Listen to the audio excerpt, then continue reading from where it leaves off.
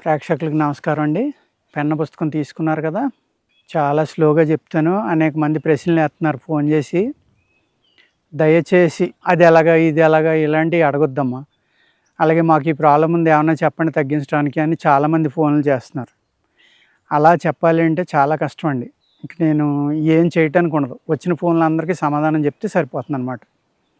అంచేత దయచేసి అలా చేయొద్దు.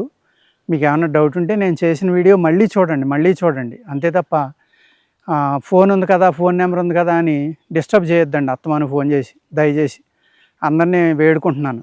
ఇప్పుడు మనం సండ్ర చెట్టు, ఇది సండ్ర అంటారు.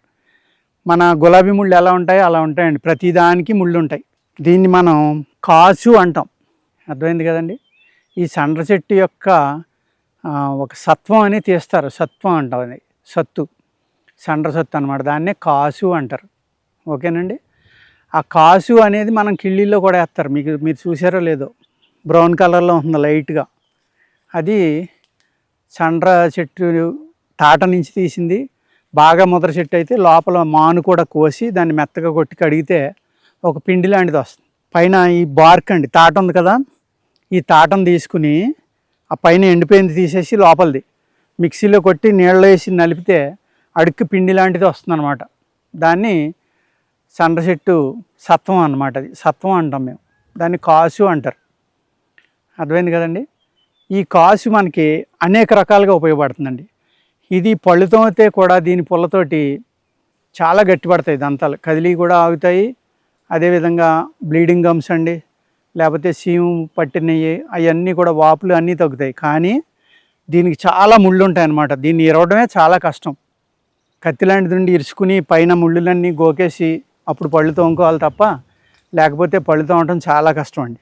ఇది దీని గింజలు కానీ దీని యొక్క వేరు చాలా ఉపయోగం అండి. తాట కూడా చాలా ఉపయోగం. ఈ సండ్ర చెట్టు యొక్క సత్వాన్ని కాసు అన్నాను కదండి, కవిరి అని కూడా అంటారు. హిందీలో కాహు అంటారు అనమాట. మెత్తగా చేసుకునండి దాన్ని ఏలుకి రాసుకుని పళ్ళు కూడా తోముకోవచ్చు మీరు. దీంట్లో ఉన్న అద్భుతమైన గుణాలు ఏంటంటే, ఆ పొడిని పెట్టి కనుక మీరు పళ్ళు తోమితే చిగుళ్ళ యొక్క వాపులు, చీయం కారుతా ఉన్న చిగుళ్ళు, బ్లీడింగ్ కారుతా ఉన్న చిగుళ్ళు, అన్ని జబ్బులు తగ్గిపోయి పంటి వ్యాధులు, గమ్స్కి కానీ పంటికి కానీ రెండాటికి కూడా చాలా చక్కగా పనిచేస్తుందండి. దీని యొక్క సత్వం అన్నాను కదండి, దాన్ని కాసు అంటారు అన్నాను కదా, కవిరి అని కూడా అంటారండి. కవిరి అంటే ఇక్కడ బాగా అందరికీ తెలుస్తుంది. ఆ కవిరిని కూడా మీరు చెయ్యి తడుపుకుని అలా ముంచుకొని దాంతో పళ్ళు తోమారనుకోండి, ఒక అద్భుతమైన పంటిపొడిలాగా కవిరి ఒక్కటే పనిచేస్తుందండి. ఎలాగ అంటే, మీ గమ్స్ వాసిన, లేకపోతే మీ గమ్స్ నుంచి ఏదైనా పసు కారుతూ ఉన్నా, లేకపోతే బ్లీడింగ్ ఉంటుంది కొంతమందికి, పళ్ళు తోముకుంటూ ఉంటే రక్తం వస్తూ ఉంటుంది, అటువంటి వాళ్ళకు కూడా చాలా చక్కగా, వెరీ సింపుల్. కొంచెం చేదుగా వగరగా ఉంటుంది. మీరు కొద్దిగా కావాలంటే కొంచెం చిటికెడు ఉప్పు కూడా కలుపుకోండి అందులో. లేదు మీరు ఏదైనా పళ్ళపొడి చేసుకుని వాడుకుంటున్నారు, అందులో ఒక భాగం కవిరి కూడా కలుపుకోండి. ఈ కవిరిని కాహు అని కూడా అంటారండి. కాసు, కవిరి, కాహు ఏదైనా ఒకటే. ఇవన్నీ కూడా సండ్ర, ఈ సండ్ర చెట్టు నుంచి తీసేయండి. ఇందులో 2 రకాలు ఉంటాయి, తెల్ల సండ్ర, నల్ల సండ్ర. ఇది తెలిపేనండి, అర్థమైంది కదా. బార్క్ మట్టికి తెల్లగానే ఉంటుందండి. మనం ఏమంటాం, దాన్ని తాట అంటాం, తాట బెరడు అంటాం. ఆ బెరడు తీసుకుని పైన ఎండిపోయింది ఉంది కదండి, ఇది గీసేసుకోవాలి ముందర, ఆ ఎండిపోయింది. ఆ తర్వాత బెరడు తీసుకోవాలి.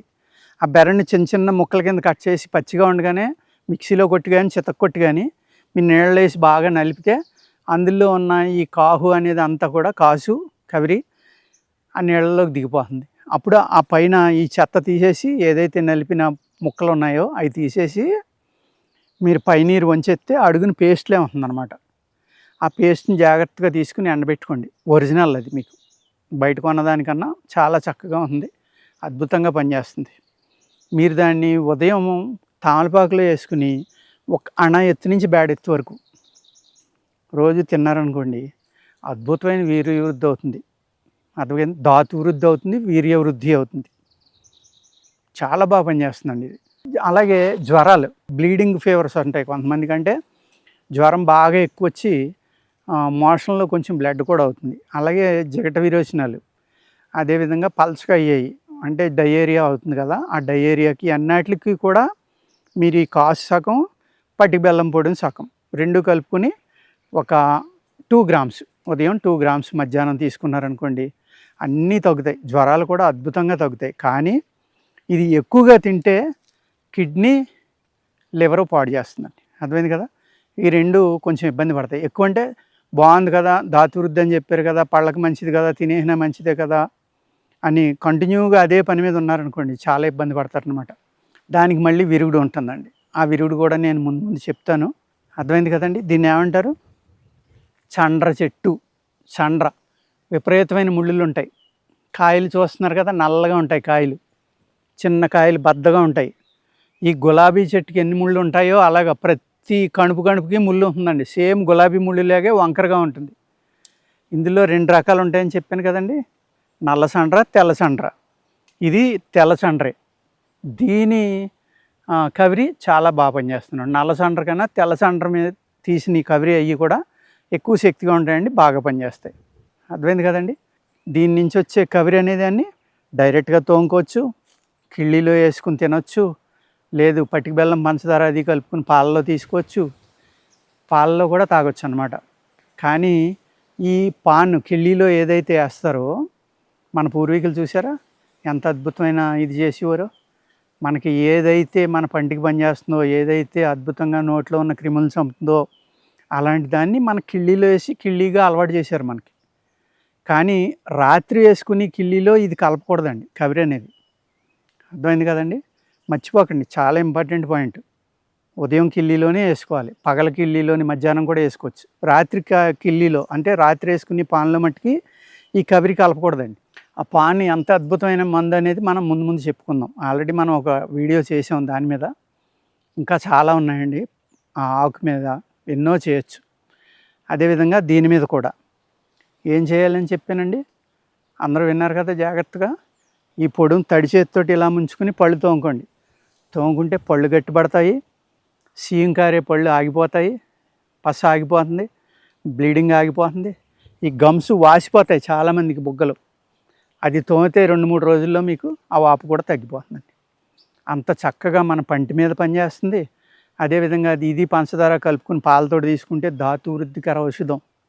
ధాతువులు అంటే మన బాడీలో ఉన్న మెటల్స్, అవి పెరిగినాయి అనుకోండి ముసలితనం అనేది తొందరగా రాదు, ఇమ్యూనిటీ అద్భుతంగా పెరుగుతుంది.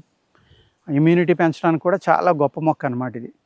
కానీ బాగుంది కదా, చక్కగా చెప్పారు, చాలా బాగా ఉంది, నాకు మ్యాన్ పవర్ పెరుగుతుంది, ధాతువులు పెరుగుతాయని ఎక్కువ తినేసారు అనుకోండి, దానివల్ల ఏమవుతుందంటే కొంచెం మన లివరు, కిడ్నీ మీద ఎఫెక్ట్ చూపిస్తుందండి. అందుకు నేను ఏమాత్రం అయితే చెప్పానో అంతే తీసుకోండి. పంచదార 2 కలిపింది అయితే 1 గ్రామున్నర, డైరెక్ట్గా అయితే 1/2 గ్రాము మీద కొంచెం. అర్థమైంది కదండి. బాగా హెవీ బాడీ ఉంటే 2 గ్రాముల దాకా తీసుకొచ్చండి. ఇది జ్వరాలు తగ్గిస్తుంది, మోషన్స్ని తగ్గిస్తుంది, వీర్యవృద్ధి చేస్తుంది. అర్థమైంది కదండి. మ్యాన్ పవర్ ఇస్తుంది, ఎన్నో రకాలుగా పనిచేస్తుంది అనమాట. ఓకేనండి. దీనికి విరుగుడు కూడా చెప్తాను ఇప్పుడు. ఇది ఎక్కువగా తినటం వల్ల విరుగుడు అని చెప్పాను కదా, ఆ విరుగుడు ఏదో కాదండి, తమలపాకే.